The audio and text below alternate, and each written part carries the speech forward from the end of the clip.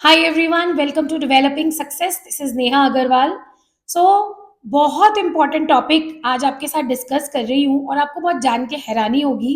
तो इंडिया में बहुत ज़्यादा नेस्ले के प्रोडक्ट्स यूज़ होते हैं और नेस्ले के प्रोडक्ट्स में आप देख रहे हो सेरेलैक। हम अपने बच्चों को बहुत ज़्यादा प्रेफर करते हैं देना। ठीक है, तो सेरेलैक नेस्ले कंपनी बनाती है, ये हम सबको मालूम है। लेकिन एक रिपोर्ट पब्लिश हुई है और recently food safety and standards authority of India ने एक इंक्वायरी बैठाई है। किसके ऊपर? नेस्ले के ऊपर। क्यों बैठाई है? बहुत साफ शब्दों में आपको बता देती हूँ। नेस्ले कंपनी डबल स्टैंडर्ड्स खेल रही है और इंडिया के साथ धोखा कर रही है। क्यों धोखा कर रही है और कैसे कर रही है?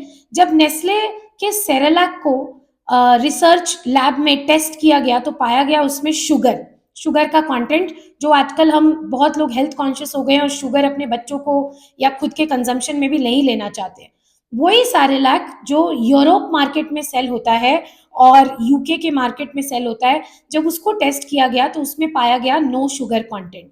इसका मतलब इंडिया में नेस्ले जो सेरेलैक बेच रही है, जो सेल कर रही है, उसमें शुगर कंटेंट डाल रही है, लेकिन यूके और यूरोप में जो वो सेल कर रही है उसमें शुगर कंटेंट नहीं डाल रही। तो इसको बोलते हैं डबल स्टैंडर्ड।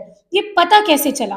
तो एक पब्लिक आई, एक इन्वेस्टिगेशन ऑर्गेनाइजेशन है जिसने IBFAN, international baby food action network के साथ मिलकर सैंपल कलेक्ट किए और एशिया में, अफ्रीका में, अमेरिका में और यूरोप में बिकने वाले सेरेलैक को टेस्ट किया।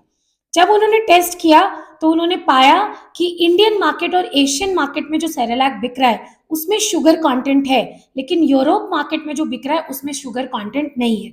यहाँ से डबल स्टैंडर्ड का गेम शुरू हुआ और food security and safety authority of India ने इन्वेस्टिगेशन में डाल दिया इस मैटर को। और अगर मैं बोल रहे हैं कि अगर ये डबल स्टैंडर्ड सही पाया गया तो वो एक्शन लेंगे नेस्ले के ऊपर। लेकिन हम सब जानते हैं एक्शन ज्यादा दिन टिकेगा नहीं। कैसे? ऐसे ही पहले हमें मैगी के बारे में पता चला था, जब नेस्ले कंपनी मैगी में मोनोसोडियम ग्लूटामेट यूज कर रही थी, जो कैंसर कॉजिंग है, कार्सिनोजेनिक एलिमेंट है। लेकिन कुछ दिन बाद फिर से मैगी को इंडियन मार्केट में लॉन्च कर दिया गया और हम और आप बहुत प्यार से और बहुत खुशी से मैगी खाते हैं।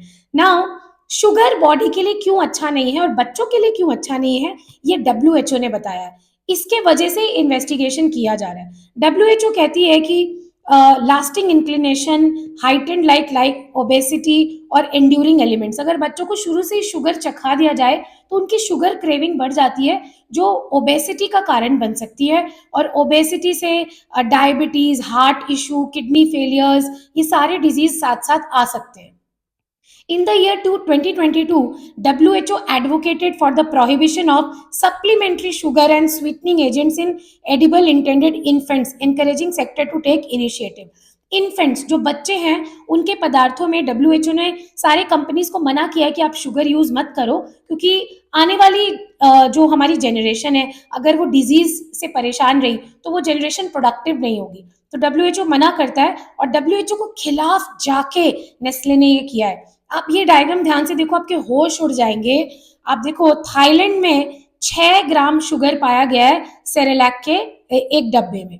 उसी डब्बे में इथियोपिया में 5.2 ग्राम, साउथ अफ्रीका में 4 ग्राम, पाकिस्तान में 2.7, इंडिया में 2.2, बांग्लादेश में 1.6 और यूके और जर्मनी जैसे एरिया में 0।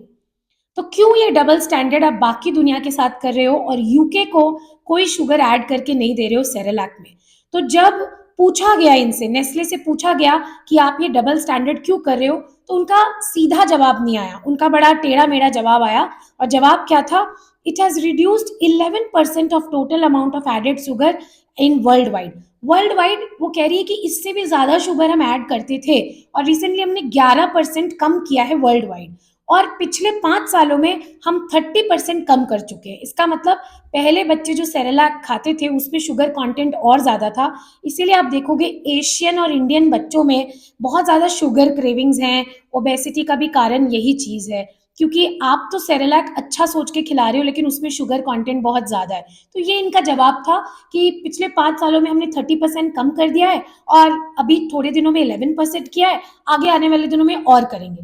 लेकिन सबसे बड़ा सवाल यहाँ पर है कि शुगर ऐड क्यों करते हैं? शुगर ऐड करते हैं ये क्वांटिटी को बढ़ाने के लिए, और जब क्वांटिटी बढ़ती है तो कॉस्ट में इनको फायदा होता है, ये प्रॉफिट ज्यादा जनरेट करते हैं। लेकिन यूरोप और यूके के फूड स्टैंडर्ड्स बहुत स्ट्रिक्ट है, इसीलिए ये जो इन्होंने रिस्क है ये यूरोपियन और यूके मार्केट में नहीं लिया, ये कहाँ रिस्क उठा रहे हैं, इंडियन और एशियन मार्केट में।